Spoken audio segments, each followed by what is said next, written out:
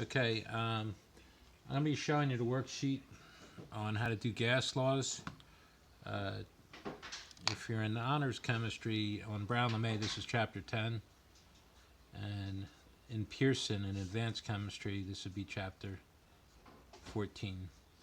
You won't have already done the vocabulary in your chapter. You want to read the outline for the chapter. You can find my PowerPoints online. Refer to chapter 14 PowerPoint on your school site. We're going to use the equations. The equations, we have two equations we want to use. We have PV equals nRT, ideal gas law, and then we have combined gas law, P1 V1 T1 equals P2 V2 T2. I'll always be selecting from either of these. If I have one condition, it's ideal. If I have two conditions, it's combined. So this is ideal gas law.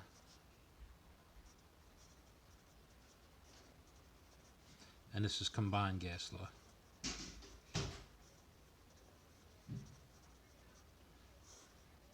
One set of conditions, two set of conditions. Now I'm just going to state the conditions that I'm given. A sample of gas occupies a volume of, volume equals 80 milliliters. And the pressure is 0.50 atm. And a temperature of 0 degrees. And as soon as I see degrees Celsius, I'm going to add 273. So it's 273 K. What will be its volume? So now it's asking you for a second volume, question mark. If it's given in milliliters, then you're going to give it back in milliliters. This is condition 1, this is condition 2. That's because it's two volumes. A second pressure, P2 equals 1.5 atm. And a temperature of 50 degrees, so I'm going to add 273 to that. So that's 373 K. Okay, now what we have is you have 1, 1, 1, second condition, and second condition. The gas law I'm using, since I have two sets of conditions, is going to be combined gas law. P1 V1 over T1 equals P2 V2 over T2. Okay, now I am solving for V2. That's my variable that I want.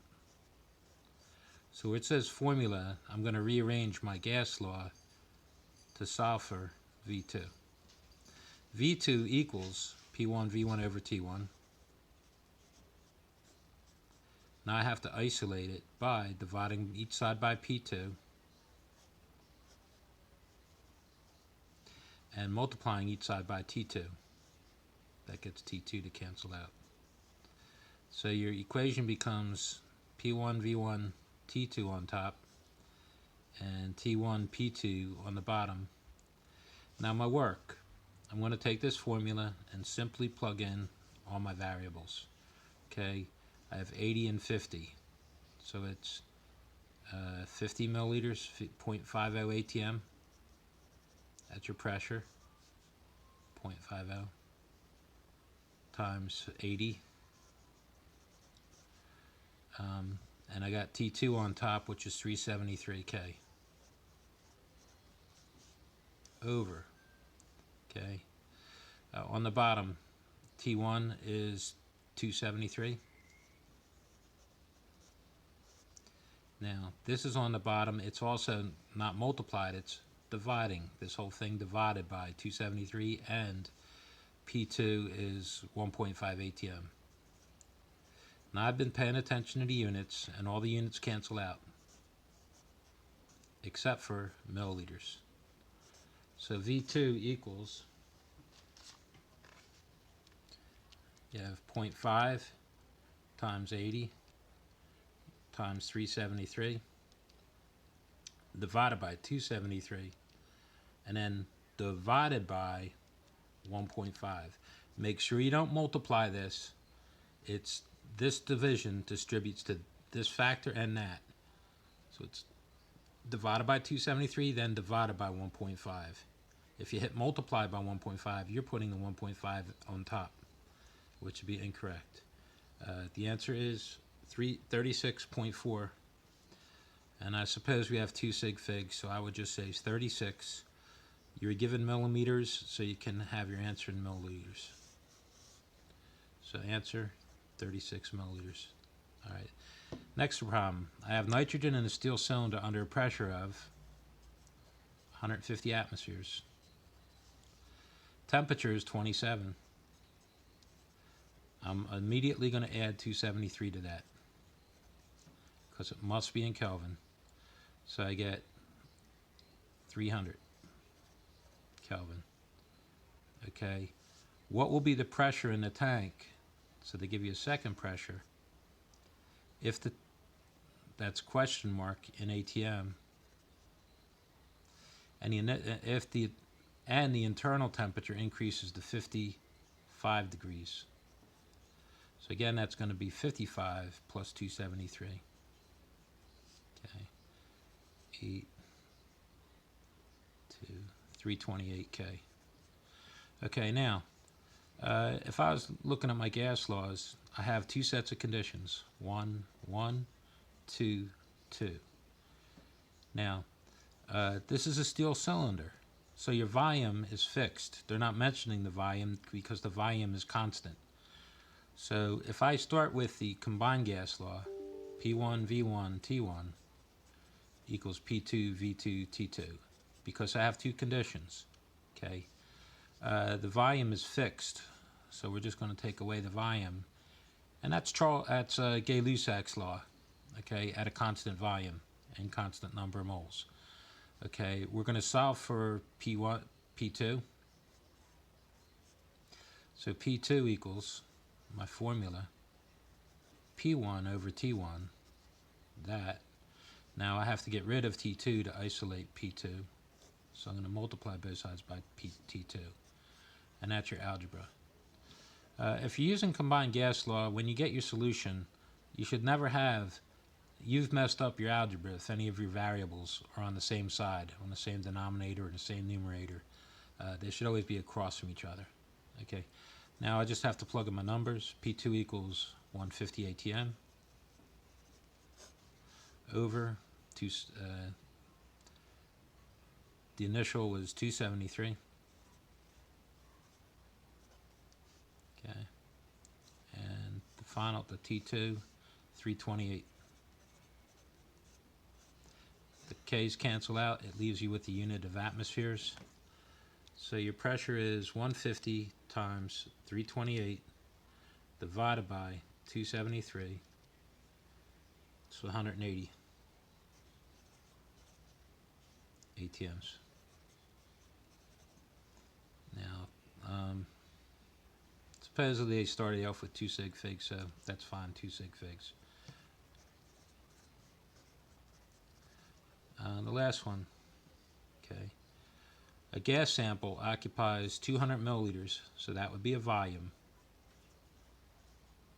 You have to recognize your what milliliters represents. Milliliters represents a volume.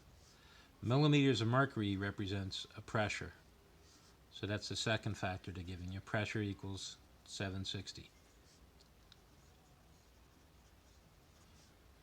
Okay, now what volume, question mark, in milliliters would occupy at a pressure of 400 millimeters of mercury? Okay, this would be your first set of conditions, 1, 1, 1, 1. V2, P2 is your second condition, 2, 2. And then I would say I have 2 set of conditions. I always start with combined gas law. So I go P1, V1 equals P2, V2. 1, 1, 1, 2, 2, 2.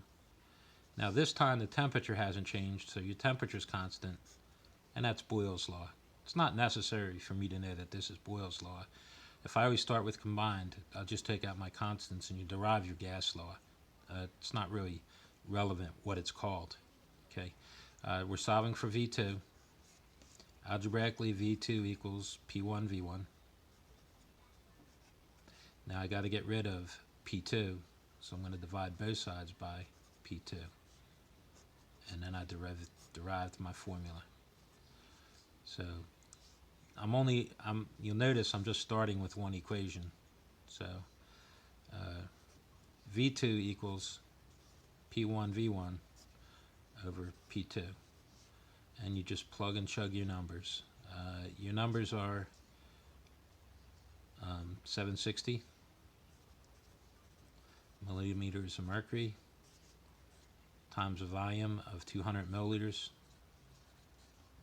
over P2 would be 400.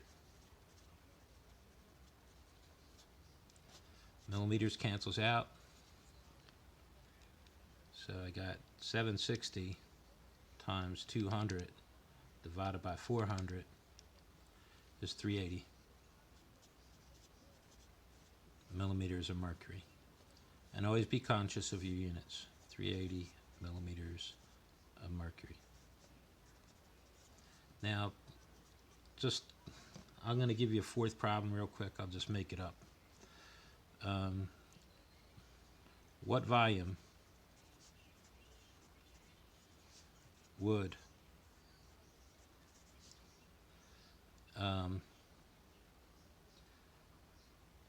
a sample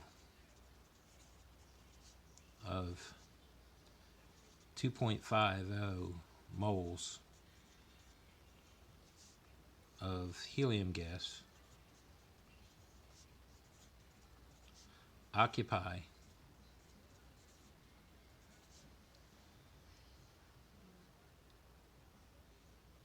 at a temperature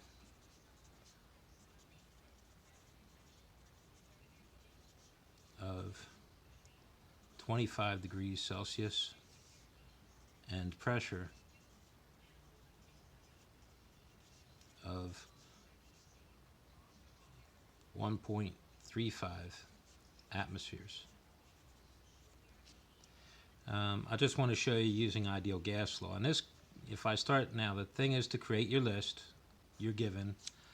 The first thing I asked for was volume. So volume is going to equal question mark. The unit we're going to get when we use this is going to be liters. Okay. Moles. N is equal to 2.50 moles. Okay. And it doesn't matter what gas it is. I just said it's helium gas. Any gas is going to, doesn't matter the identity of the gas in this case. Temperature is 25 degrees, which I'm going to add 273, which is 298 K. And my fourth factor is pressure is 1.35 ATM. Now as soon as I see that I only have one V, 1 T, 1 moles, 1 pressure, I'm going to use PV equals nRT. I'm going to solve for volume. So volume equals nRT over P. And the only thing I'm missing is my R. Well, you check your pressure. Your pressure was in ATMs. So the R when you have ATMs is 0.0821. Okay. So now I'm going to plug everything in. And that's ATM per liter per mole per K. So just plugging in normal numbers without running out of room. 2.5 moles. R 0.0821. And temperature is 298 K. On the bottom, I'm going to divide that by 1.35. All your units will cancel out. And R was ATM per liter per mole per K. ATM canceled out, moles canceled out, and K cancels out. It leaves you with liters, and in this case, volume has to be in liters. So I got 2.5 times 0.0821 times 298, and then divided by 1.35 0.35. And your answer for this would be 45.3 liters. So these three problems, we were using combined gas law because we had two sets of conditions. The last problem I just made up, you only had one set of conditions. So you're going to use ideal gas law, PV equals nRT, to solve it. All right, and that's basically how you do all your gas law problems. As a strategy, create a list, choose which equation you want to use, and I think it's easiest to derive the equation you're going to want to use just by eliminating your constants, your things that are not unchanged. Very good.